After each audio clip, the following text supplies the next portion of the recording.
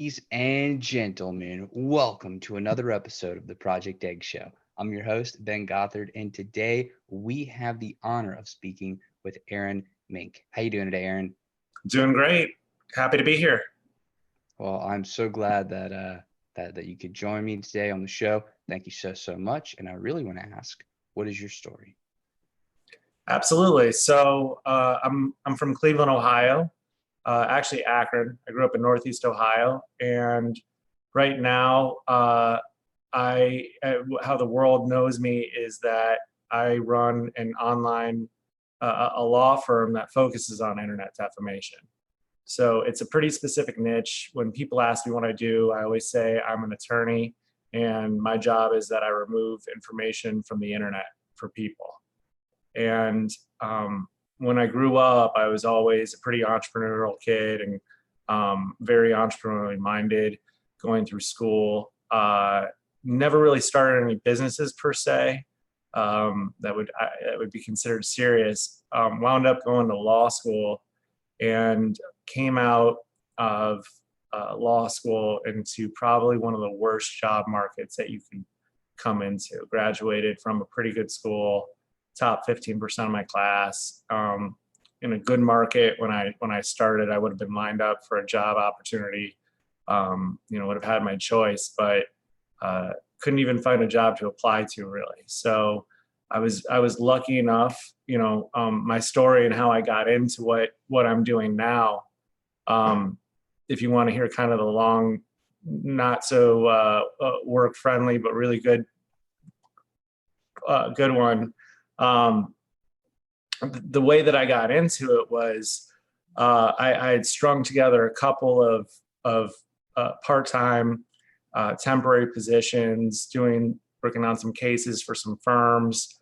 I wound up transitioning, having probably what it seemed like at one of the times, one of the bigger failures of my life, in that I transitioned from one job to another in-house at a company that I wound up leaving after 30 days of transitioning. Wound up going to the courthouse, and in about a 2-week period of just running around to different judges' chambers, trying to pick up work as a court-appointed lawyer, etc., going on Craigslist, other places, looking for my next gig. I wound up finding my next job with 2 old lawyers who were kind of near the tail end of their career and looking for a young, hungry lawyer to kind of do all their busy work and everything like that.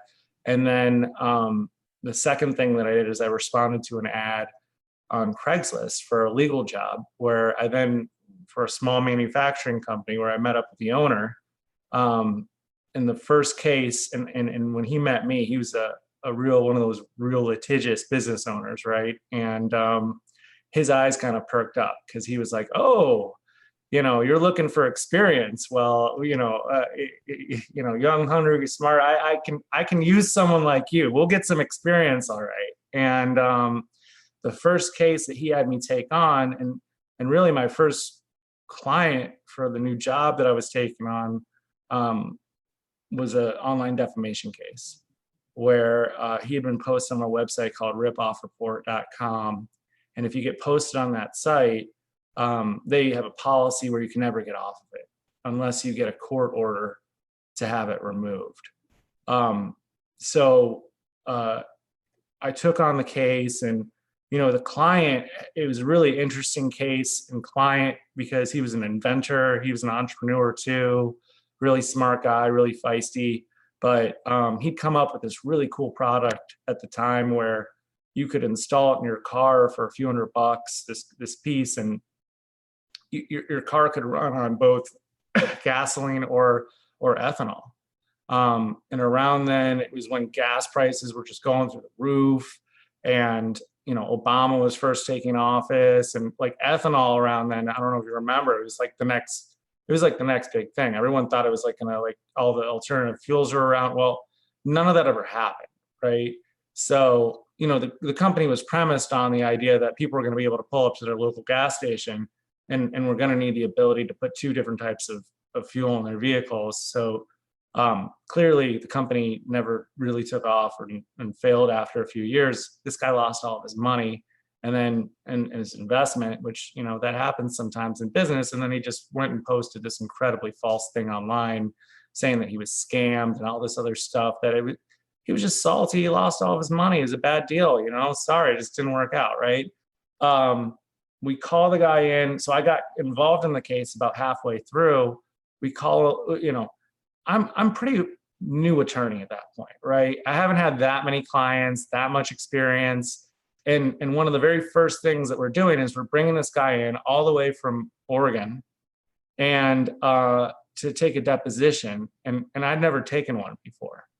And the client didn't know that. I mean, I'd sat in on a couple, but I mean, this was like, this could make or break the case. And you know, I still remember what happened. The funny part of it that kind of made it a real story was that the night before the deposition, my client calls me and he goes, "Oh my God, you won't believe this."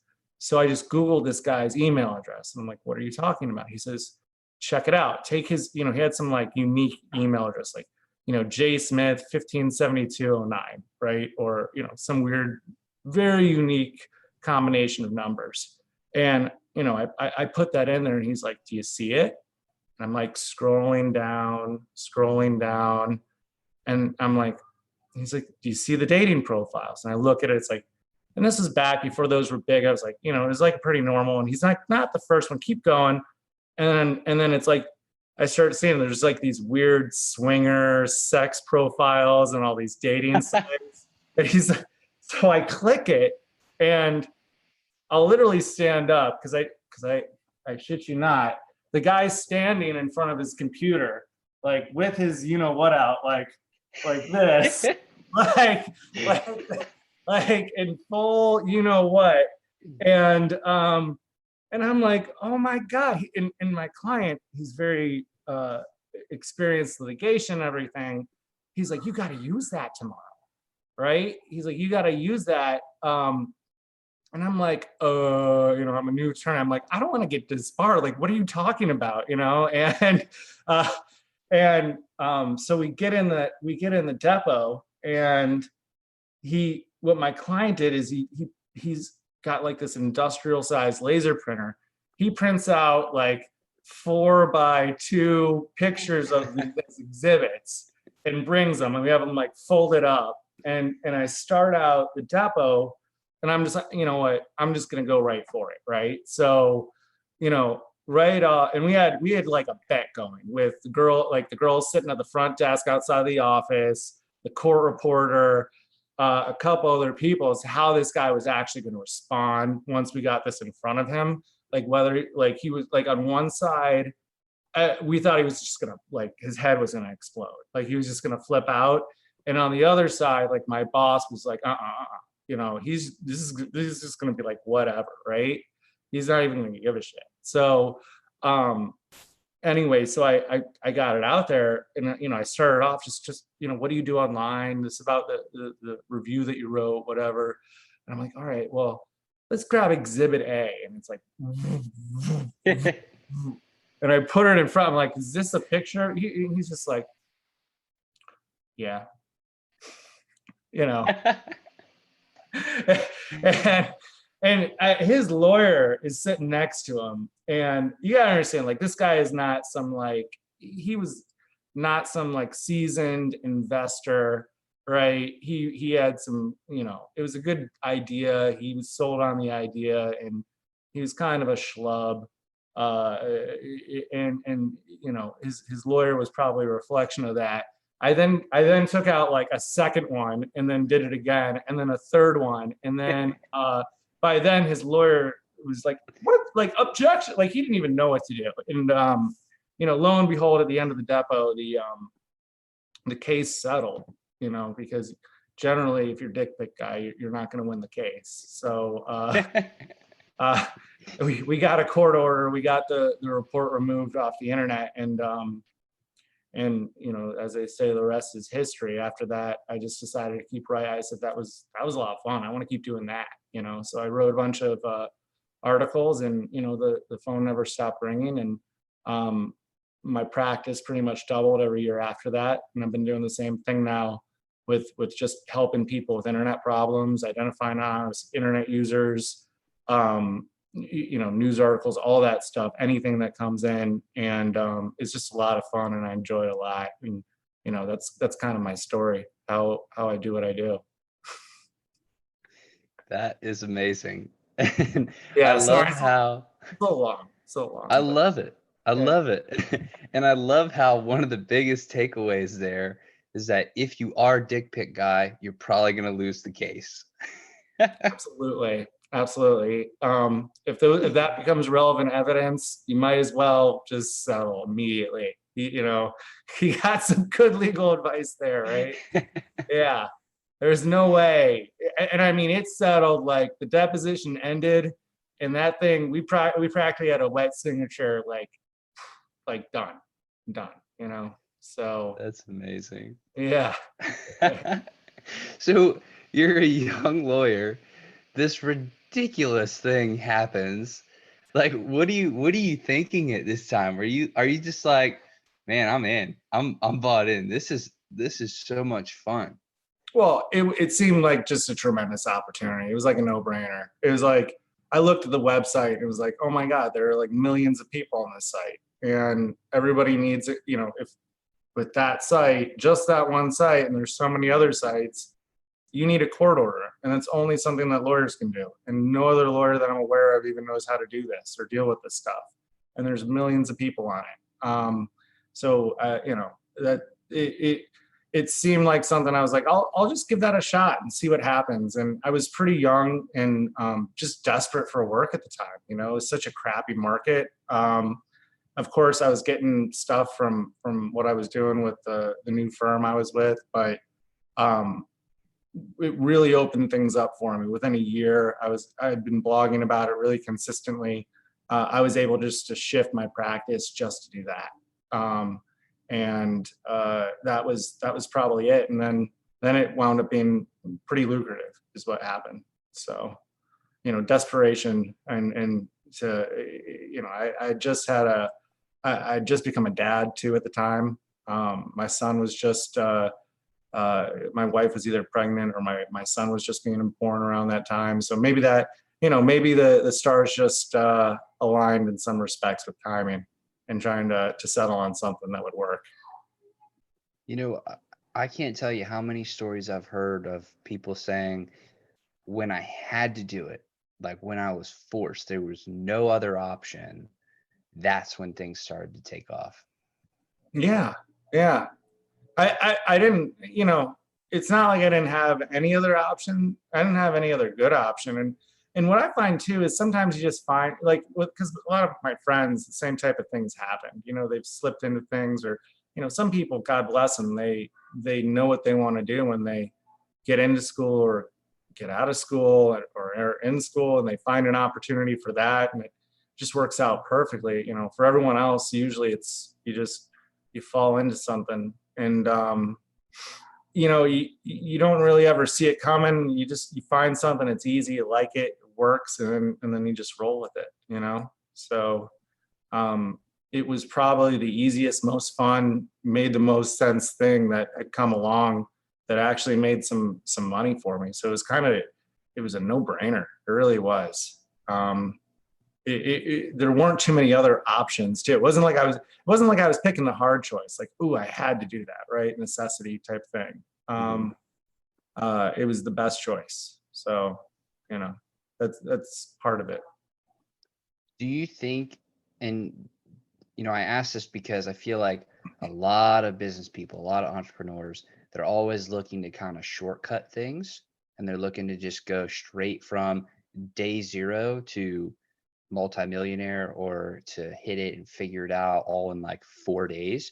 Do you think you had to go through those different iterations, those different jobs, those different pain points to get to where you really figured out where you wanted to be? Or do you think you could have shortcut that and gone directly there? I think it depends on the person, to be honest. I think some people have it figured out and it works out. and other people think they have it figured out, but either the timing or the opportunities aren't there. So there probably are ways to shortcut it if you're lucky, right? But I would say most people just aren't lucky, and they don't figure it out that easily. And you certainly can't shortcut some of the struggle that's involved either. It just happened to be that for the last year and a half, I've been really interested in blogging, and it started my own blog, an unsuccessful blog, but that then took off once I started on that topic, right? So if I hadn't been blogging, that probably wouldn't have lined up like that, right? But I mean, what do you think with the shortcut? I think that everybody really has like their own journey to Mm-hmm. go on. And I feel like whenever we learn the lessons we need to learn to get to the place that we want to be, then we'll be able to get to that place. But until we actually learn the lessons we need to learn, it's really, really hard to get to, like, develop the skills, figure out like exactly what we want to do, or at least put ourselves in a position to where we can be exposed to what we want to do. And I really think we do have to go through like that personal transformation, and everybody's is different. Mm-hmm. Yeah, I couldn't agree more. So once you kind of locked on to what you really wanted to do, and your practice started doubling, and the blog started to take off, and the phone wouldn't stop ringing, which are all great things. Until now, what have been some of the most important, the best lessons that you've learned? Wow, I've learned so many, right? Gosh, and I'm at different phases. I'm learning so much now, so much more. I kind of look at my career in two ways. For the first 8 years, I was learning to, and then eventually becoming a very successful attorney and my job and my craft. And in the last 2 years or a year and a half, I've switched over from that to now becoming a business owner and running my own practice. And I was an independent contractor before, so I technically had my own business, right, working for myself, but it was a job at the end of the day. And I learned so much about dealing with clients, about negotiating. I mean, there are just so many lessons that I've learned about being persuasive and dealing with people, and how people think. Just from really basic things and obvious things like, if you want someone to do what you want, you usually don't threaten them, which is counterintuitive when you think of what lawyers do, right? Especially litigators. Just being nice to people.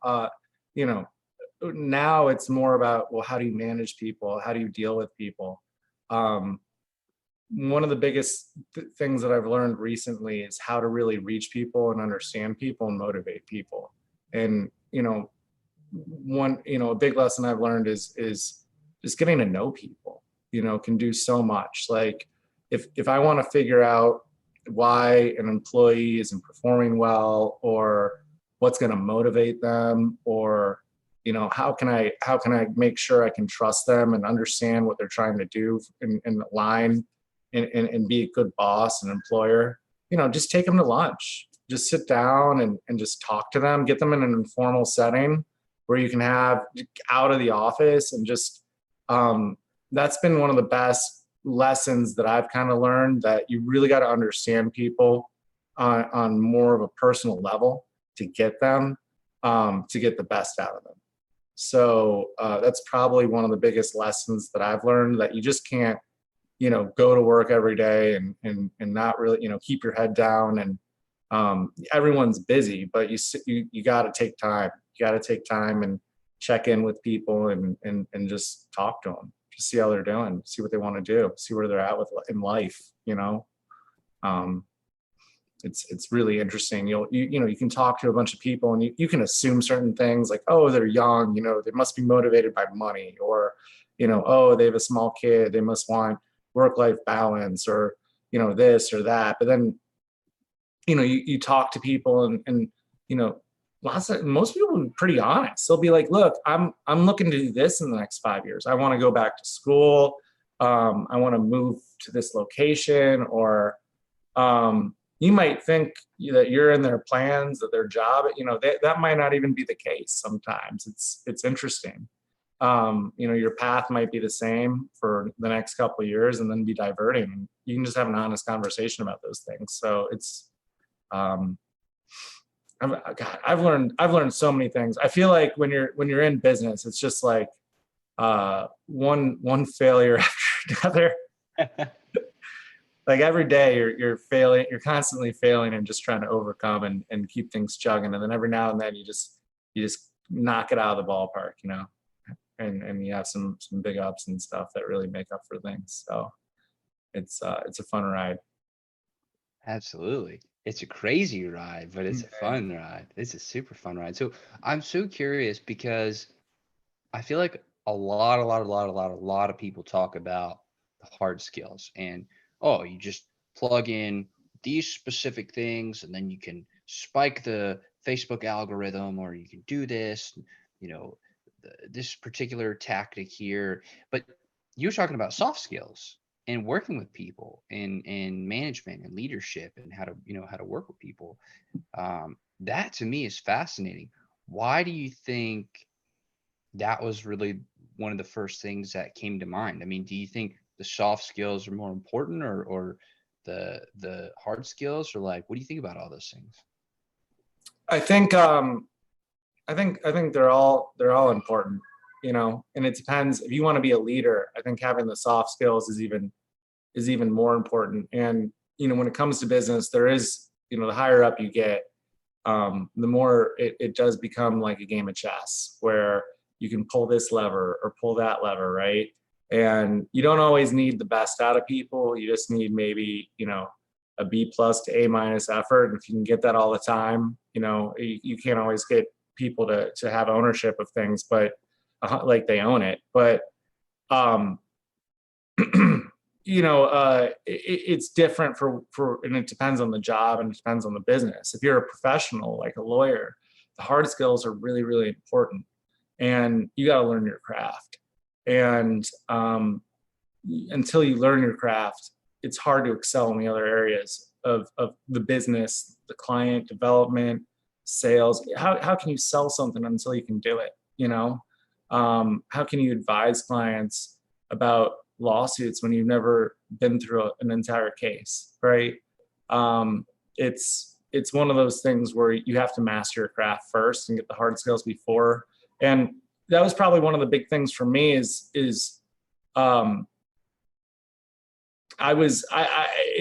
took a while to learn the soft skills. I still remember one of the most nerve-wracking things I had to do was in those first 8 years, right?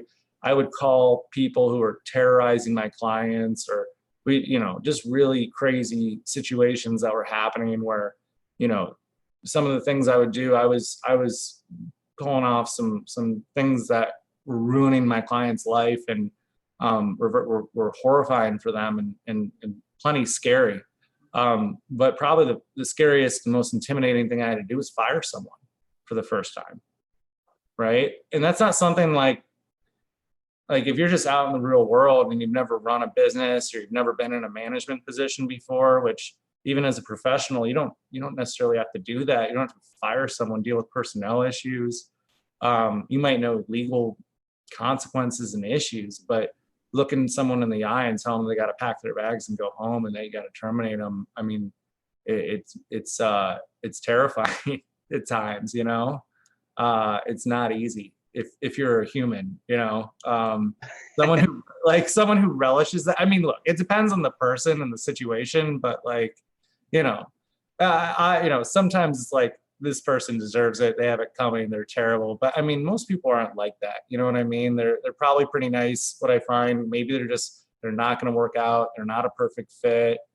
Whatever it is, and you're going to ruin their day in week, month, year. Who knows, right? They've got a family sport. It's learning that kind of thing is, I find to be, it's so much more important to being an entrepreneur, to being in business and that kind of thing, because you can learn, all the other stuff once you figure it out through some trial and error. I mean, it's done. You gotta work on the soft stuff constantly. It's all in your culture and your attitudes and how you carry yourself, the conversations that you have. You can't just let it go and just decide to show up and be a dick to everybody one day because you're in a bad mood.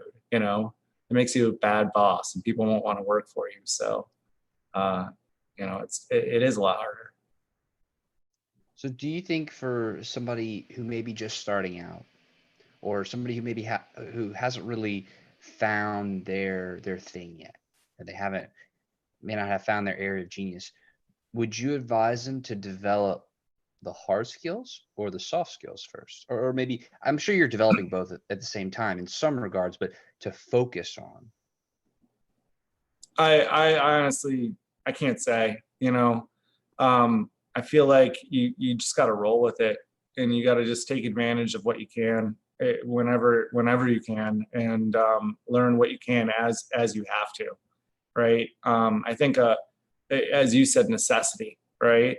So it's great to try and get ahead of things and learn certain things, but if you're trying to get into a business for the first time or start something, it's an organic process. And when you get to the phase where you're hiring people or you're firing people, or you have to learn X skill or Y skill, learn it.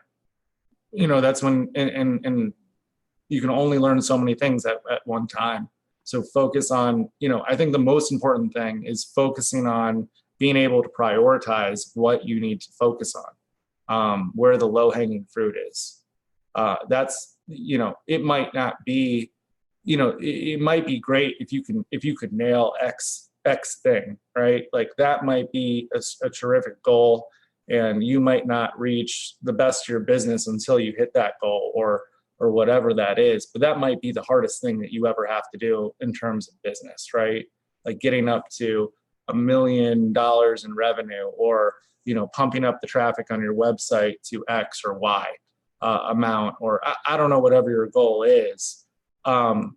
You might you just have to focus on what's the easiest thing I can do that will get the biggest payoff, right?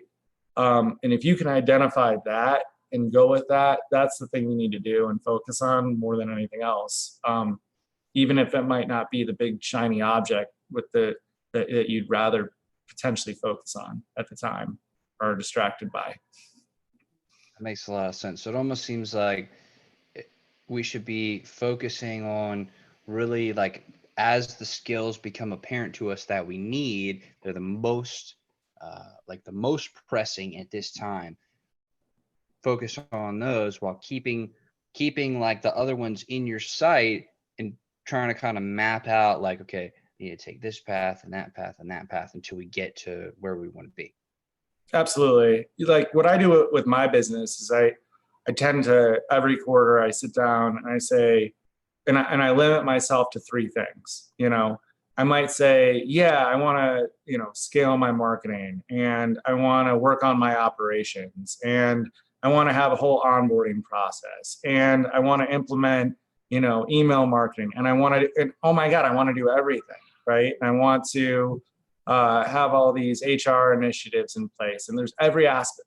I look at every aspect of the business, and there's 5 things in each part that I could focus on and work on upgrading and building out a knowledge database and whatever. But I just say, look, what is the biggest areas of concern, or areas where they're at now, they have the most room for improvement, even if they're not bad. And then, and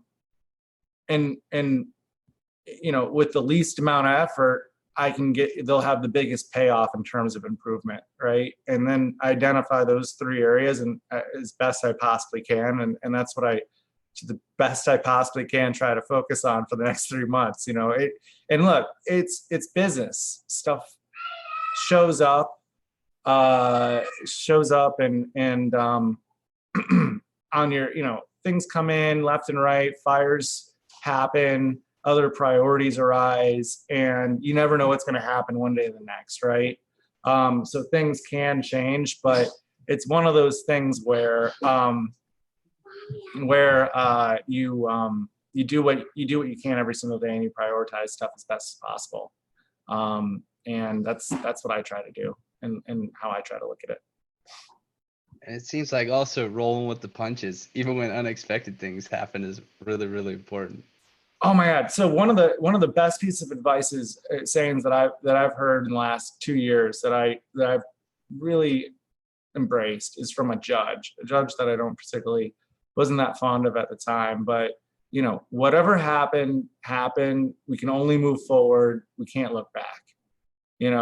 Like when people make mistakes and things come up, it's like one of the things that I've learned to do is like, you can blow up, you can get mad at someone, and you can get trapped in that moment looking backwards at how you got here.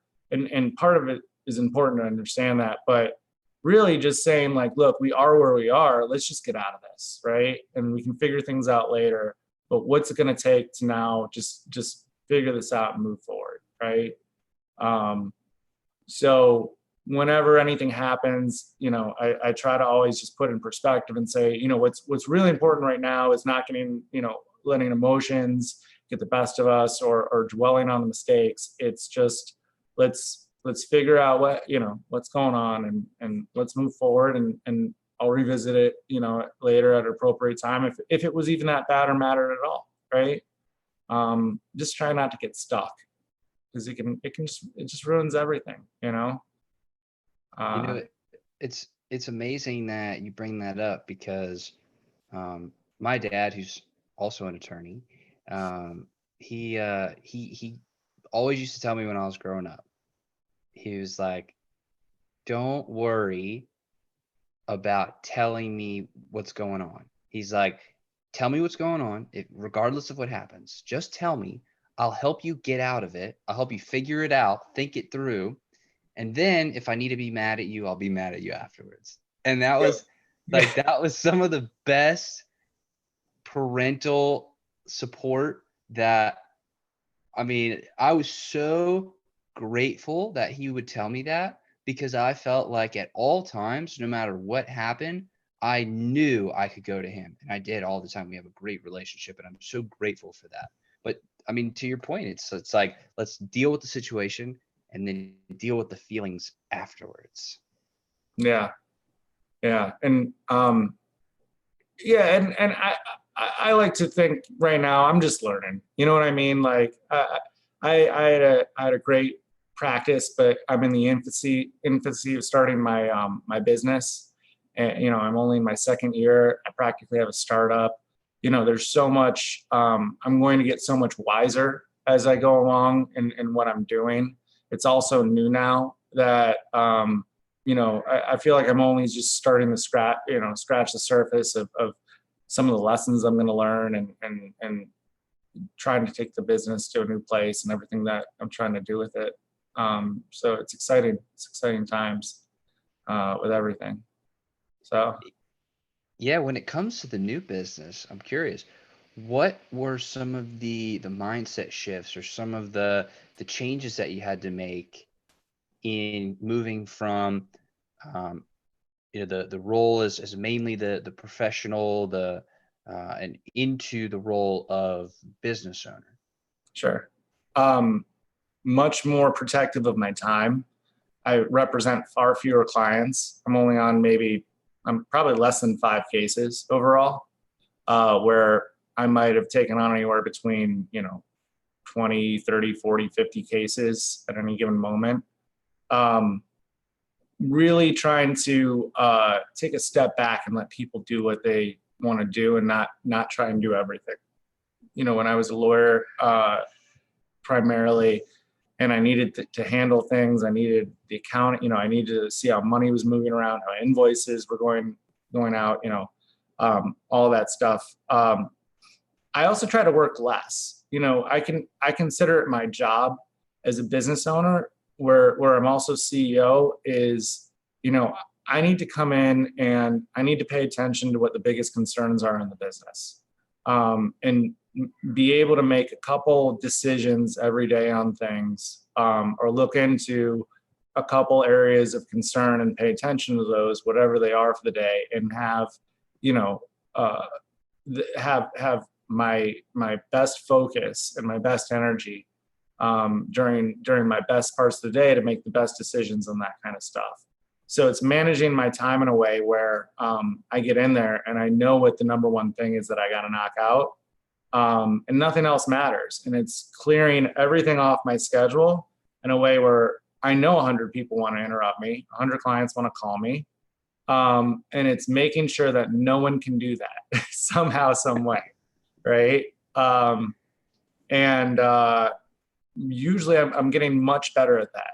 I'm getting much better at that, is being able to clear my deck. So I show up and yeah, there's only 2 or 3 things. I may have 20 on some list somewhere, but today this is it. And those, I'm just gonna knock those out, and then I'm gonna go home, right? And I'm gonna be fresh tomorrow, and not be a workaholic about it. So when you're an attorney, and maybe that's kind of easy for people who, I mean, look, everyone works hard, etc. When you're an attorney, if you're a really good attorney, you're incredibly responsive. No one wants some lawyer who doesn't call them back immediately, right? Or they're having an emergency, right? Things like that. I represent clients from around the world, so all the people on the West Coast, China, all hours of the night. Easily could work 10, 12 hours a day, potentially 60 hours a week, more or less. So, but that's no way to, you can't do that and run a business. Right. You can't be in charge of business and do that. You won't be a good leader. And you won't be able to really, you'll be, you're not acting as an owner, you're acting more as just someone doing a job as a lawyer who, also is trying to manage a business not so successfully, most likely. So that's kind of what I've been doing more. Some of the biggest things that I've kind of shifted in, really. It's such a, Go ahead. I'm sorry. No, go ahead. I was just going to say it's such an interesting time, because it really seems like going from crushing it on one side and then this transformation into something bigger, something better. It's just a fascinating time, because it seems like you're really just getting started. Even though you've done all these things thus far, it's like you're just getting started, just starting to really ramp things up. Yeah, that's how I feel about it. And I like having that mindset. I went through being an attorney, always feeling like any day I could just be right back to where I started, where I can't find another job. Technically I was working for myself, so it didn't matter. But, just that fear that, you could wake up and it all just disappears, just having a healthy perspective on success and that feeling like it's never enough, right? But also balancing and trying to appreciate what you've achieved and recognizing the good in it too, so I do my best with it, and I like the idea of feeling like I'm just starting out, right? Like even if we're just, I've had some people come up and say, wow, how have you become such a successful attorney or whatever? And I was like, well, I was a successful attorney or whatever, but now I'm just starting out, right? Now I'm brand new again. I'm just trying to figure things out just like everybody else in their second year in business. So it's been great. It's been great. I love it. And probably one of the best parts is I've been able to do it with my wife as my office manager or operations director. She used to work for one of the big accounting firms, Deloitte. And she was able to I convinced her to switch over with me to start the business, which has been really, really cool because the role that she took on, I mean, those things can turn out really well, or they can turn out really badly. You know what I mean? Like, and we lucked out because she was able to really just take on a role that was really well suited for her, and that she also enjoyed. So that's probably one of the best parts, that I've had someone who's, you know, my best team member, both at work and at home, who, you know, I can just completely trust to handle things without ever worrying about that part of the business. So that's helped immensely, from a personnel perspective, at least, you know. But it's been great. We're up to, like, I've never even mentioned, we're up to like 14 people now, and seven attorneys, and looking to just keep expanding. It's fun. That's amazing. So in all of your experiences on your journey, all the interesting things that have happened in your life, what sort of legacy do you want to leave behind? I mean, when people think about you in the next 10,000 years, what do you want them to remember you for? It's a really interesting question. I've never thought about that. I would, I don't know. I don't know if, you know, it's kind of profound that you could change the world. You could do something amazing now, and it won't make a difference in 10,000 years. So the idea of doing something so, like, impactful that 10,000 years from now, it would actually be on anyone's radar would be, I don't even imagine what that could possibly be. But what I am trying to do is build, you know, even if you just look at the past 100 years, what sort of business sticks around for 100 years, right? Like, one out of like a gazillion. Like, most companies don't last more than 30, 40, 50 years at most, even the best ones. But I'd love to be able to have my legacy was that I started one of the premier law firms in the world that focused on online defamation and brand protection, and that the work that we did for clients changed their lives, and improved what they were dealing with in an impactful way, and just had a sterling reputation as being, you know, the go-to business that you're going to call if you've got like some issue or being attacked, like, no different than any of the top tier law firms in the world, with name brand recognition as just being known as like the best, right? I could rattle off, like, if you want to get like a merger and acquisition, you know, there's no better firm, or, you know, one of the best well-known firms from like the 1940s is Skadden Arps. I don't know if you've ever read some Malcolm Gladwell books, like one of them, God, I forget which one. Outliers, Tipping Point? Might have been Outliers, but they talk about how Skadden formed, and how it came up and how it rose. And I mean, it's one of the top 10 firms probably out there today. I don't look at the rankings, but, you know, being able to start a business like that, even if it was just for a boutique, you know, not one of these like mega firms or something like that, and just being able to leave a legacy like that, and something, you know, something that's able to because what I've found we've been able to accomplish in some of the worst cases is we go against just evil people, people who go out and they try and destroy other people, and being able, you know, some of our cases have resulted in criminal charges against the defendants we're going after when we identify them, and, you know, having a legacy of having made the world a better place for people, really, and just impacted their lives in really meaningful ways, I think would be what I wanted at the end. That's amazing. Yeah. So, Aaron, I want to thank you so much for coming on the show today. I've really enjoyed our time, and I want to be respectful of your time. So, me too, with you. And so, I enjoyed being on as well, Ben. I appreciate it. well, thank you. And I just have one more question for you, then we'll wrap it on up. But what question should I be asking you that I just wouldn't think to ask? God, I've talked so much about myself. It's at this point. I don't know. Maybe about if there was something you were going to ask me about, it might. You're a pretty great interviewer. You've got a great tone in your voice. Very very cool, very calm. With the questions, You're great at trying to get people chatting about themselves with everything. So I think it's really it's you just see what people start talking about, and I've been rattling on about my business. I mean, if that wasn't interesting, we could have gone on some other tangent or something like that about personal life or whatever. But I can't really think of anything. I'm gonna be honest.